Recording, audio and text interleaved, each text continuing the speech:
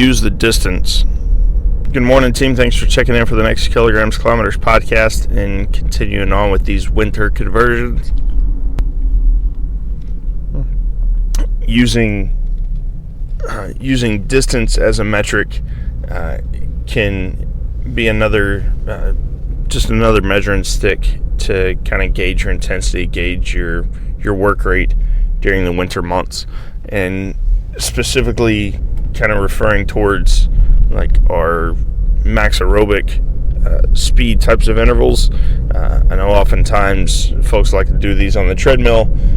Personally, for like team sport athletes and more faster pace, like treadmill's fine if running is your sport, but if you're doing anything with a little bit higher intensity, again, your team sports tend to be greater bursts of higher speeds than just doing a 5K, set your speed and you kind of hit cruise control. So tracking your distance within that time, whether you set up multiple shuttles like a 5, 10, 20, 25 type of shuttle, or you just mark out 20 meters and you run back and forth for that 30 seconds, tracking the distance that you're covering as kind of that metric to see, am I maintaining the same speed? Am I covering more distance? Was I going 110 meters instead of 100 meters?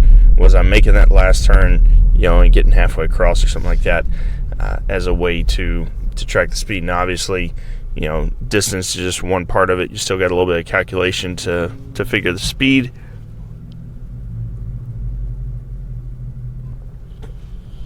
But again, you don't have to. You can do the math outside of that and just gauge kind of where you're at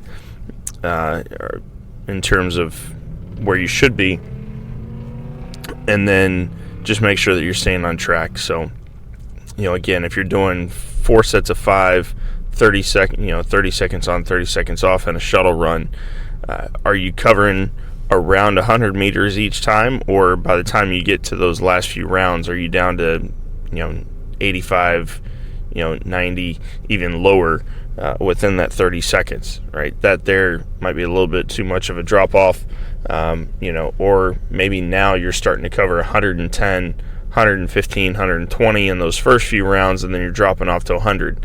That's obviously showing some signs of improvement there.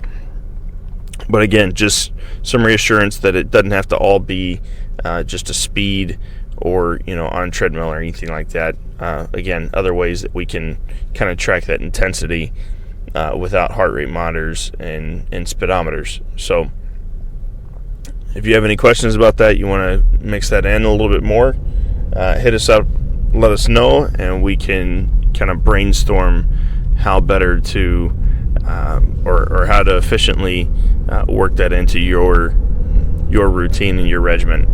So other than that, let's keep the week rolling and let's keep working.